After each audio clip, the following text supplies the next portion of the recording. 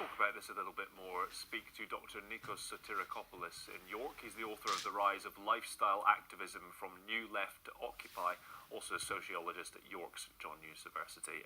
Thank you very much indeed for joining us today. Just looking at what's happening in Portland and the United States more generally, how have we got to this point of such entrenched views on both sides and seemingly a disappearing middle ground? Yeah, this is a very long process, and what we actually see here is the culture wars that have been taking place for many years and many decades in the United States now being taken on the streets. So something interesting is happening. On the one hand, we have less and less actual political differences between right and left in the United States in terms of their vision for their future. But more and more, where they focus is their difference in terms of culture and their difference in terms of identity. So we now in the American society, everything is political. They used to say that the personal is political, but now everything is political. So now everything is open for struggle. For example, from plastic straws to film awards to sports to interpersonal relations.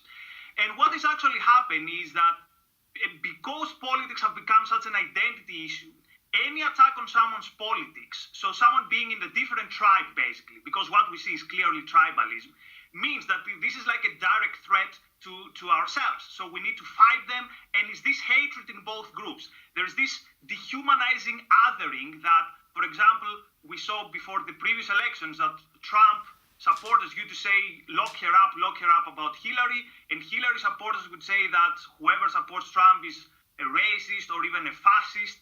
And this is the norm, this is the only outcome that could be expected. And actually, I would say it's good news that this time there was no blood, there was not that much blood on the streets. Because if you remember, last summer, something similar happened in Charlottesville, and someone died. Do you think that too many disparate groups come under the respective banners of alt-right and Antifa on the left side of things politically? For example, more extreme white supremacist groups marching alongside, in Oregon's case, Patriot Prayer rallies, and more violent left-wing groups perhaps tagging on to the counter-protests. Can anything be done to try and split those groups apart? Because you have such a variation, and I suppose everyone can be labelled either Antifa or a fascist.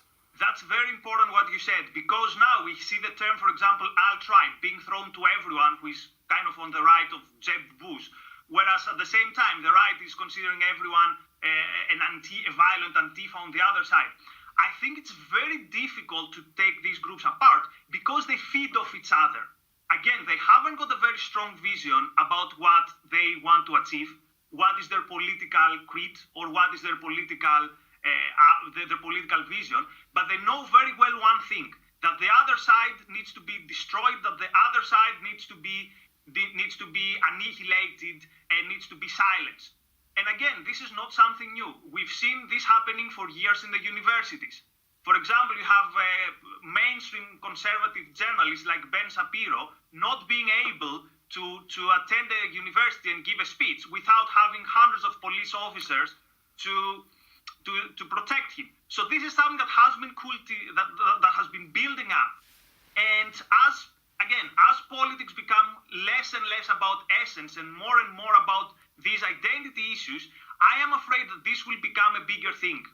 Because Nikos, I just wanted to pick you up on your point where you said that actually in terms of vision, you think that these two groups don't really know what they want. I suppose they would disagree completely, and on specific issues, they do know what they want. Take immigration, for example.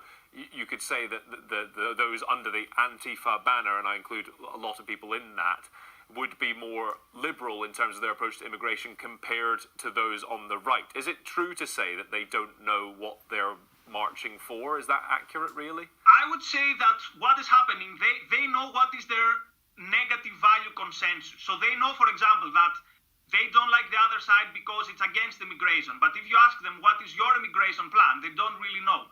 Or it's very interesting, you mentioned the alt-right. If you ask the alt-right, okay, you want to create this white ethno-state, whatever this is, how are you going to achieve it? They have no idea. So what is fueling them is basically this idea that the other side is wrong, that whatever the other side is doing makes no sense.